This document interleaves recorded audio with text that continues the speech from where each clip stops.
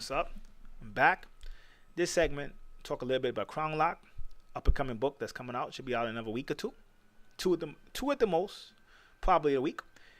Basically, Crown Lock is going to be the beginning of the Ohm releases in terms of books, ebooks, and it's going to be the first book to set off the Ohm universe. And I'm very excited about it because it's in a way it's science fiction, but it's something where it's my take on reality that's currently evolving. Crown Lock is set in the 70s, centered around a character named Joe Cafe, and he's an assassin.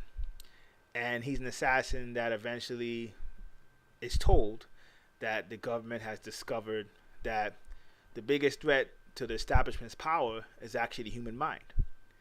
And they have to basically go by any means necessary to stop people from acquiring a certain type of information.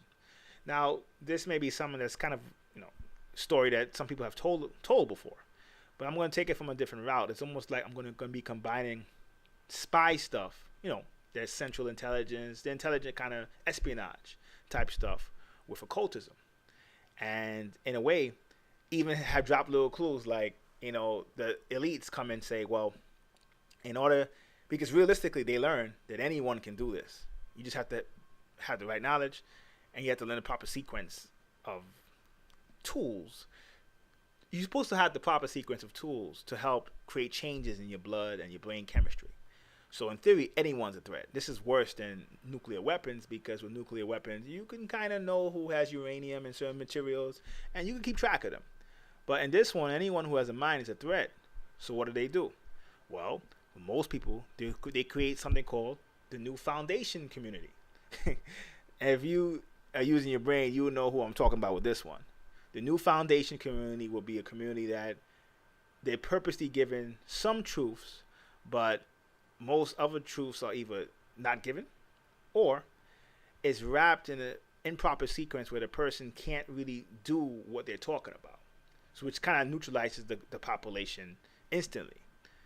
Then Joe Cafe, he's centered around the fact that, well, there'll be some individuals who have access to this info potentially. And this can spread to even different nations, different countries, different social circles. The what I would call the power can be spread out, and you couldn't be contained. So what certain individuals in the government would do is sanction hits out on people who can get access to that information. And the New Foundation community would work where obviously 85% of the population would just tap into that and they'll be neutralized. So it's it's a sci-fi book, but it's a play of what can be potentially happening now. What's been happening for a long time, because the book is actually set in the 70s. And it's the first book, so that's set in the 70s. Part 2 will be set in this current time.